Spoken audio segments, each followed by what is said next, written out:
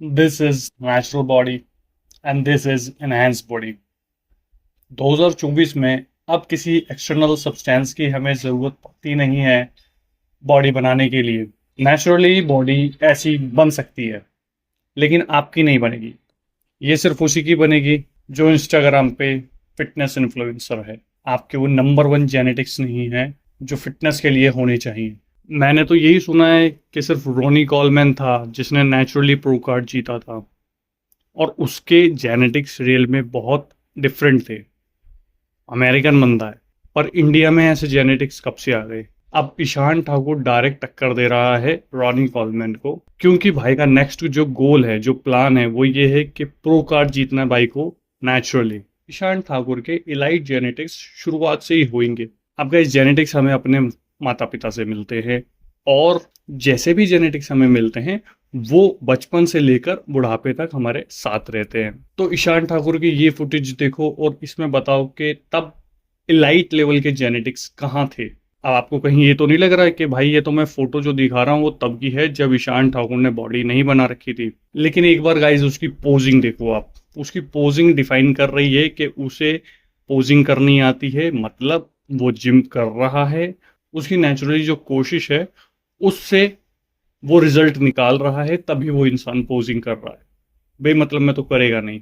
तो अगर elite level के जेनेटिक्स शुरुआत से ही होते तो उस टाइम पे भी इसकी बॉडी दूसरों से अलग होती जरूर।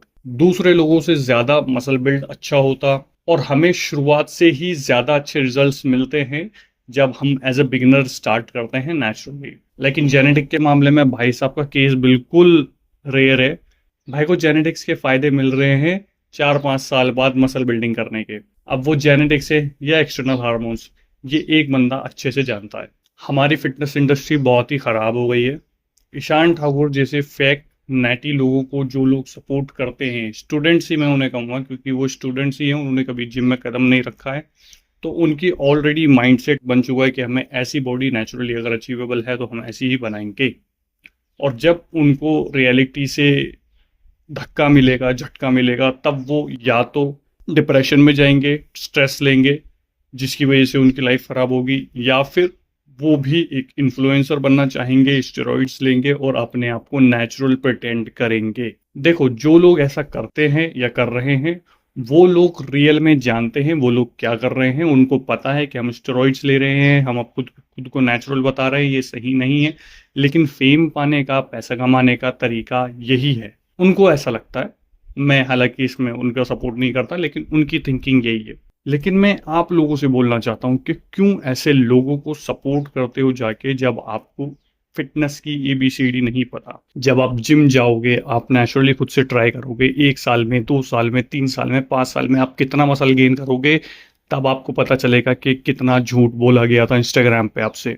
और ये फैक नेटीज की कम्युनिटी बन चुकी है कि एक फैक नेटी दूसरे फैक नेटी को नेचुरल बोलेगा, तभी जाके आपस में भाईचारा बना रहेगा। लोगों को लगेगा कि हाँ भाई ये सारे के सारे नेचुरल ग्रुप का है। लेकिन लेकिन बिहाइंड द कैमरा वो सभी लोग इनहेंस होते हैं। और ये जो पेड प्रमोशन, ये ब्रांड प्रमोशन करवाती हैं कंपनीज, क्या इन लोगों को भी वेरीफाई करना नहीं आता कि किस फिटनेस इन्फ्लुएंसर से हम अपना ब्रांड प्रमोशन करवाएं, या उनकी बिल्कुल सेल नहीं हो रही है? क्या ये वो लोग जानना नहीं चाहेंगे कि जैसे हमारा प्रोडक्ट जेन्युइन है, क्या वो बंदा जिससे हम पेड कोलैबोरेशन करवा रहे हैं वो भी जेन्युइन हो? मैं ये चाहता हूँ कि फिटनेस के बारे में अवेयरनेस फैले कि नेचुरल बॉडी क्या अचीव कर सकती है, क्या अचीव नहीं कर सकती।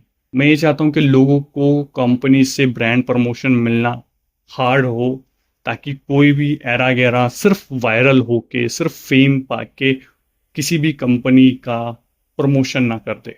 मैं ये चाहता हूँ कि जो बंदा डिसीजन लेता है कंपनी के लिए कि कौन इन्फ्लुएंसर उसके ब्रांड प्रमोशन करेगा, उस बंदे को भी फिटनेस की नॉलेज होनी चाहिए कि नेचुरली क्या अचीवेबल है, क्या अचीवेबल नहीं है, कौन अपने आप को सही बता रहा है, कौन खुद से जेन्युइन है, कौन रियलिटी में साइंटिफिकली सही बातें और सही नॉलेज देता है। सिर्फ नंबर्स मैटर नहीं करते। आप अपने ब्रांड को उस बंदे से प्रमोट करवा रहे हो, और अगर ऐसा कोई नहीं है तो मुझे बुला लो। तो ये जो मिथ है कि ईशान ठाकुर की बॉडी नेचुरली ऐसी इसलिए बन गई क्योंकि उसके इलाइट लेवल के जेनेटिक्स हैं, नंबर वन जेनेटिक्स हैं इंडिया के, और दैट इज़ वाई उन्होंने नेचुरली इतनी अच्छी बॉडी बिल्ड कर ली। तो मेरा उनसे एक यही सवाल है कि तब उनके जेनेटिक्स कहाँ थे, तब जब उनकी बॉडी नहीं थी? क्योंकि अगर उनके जेनेटिक्स ऑलरेडी थे तो तब भी होंगे, और तब जब वो जिम कर रहे थे, पोजिंग कर रहे थे, तब उनकी बॉडी एटलीस्ट एवरेज लोगों से तो ज़्यादा अच्छी होनी चाहिए थी। So that's it for today guys. मैं मिलता हूँ आपसे कल की वीडियो में, तब तक के लिए गुड बाय।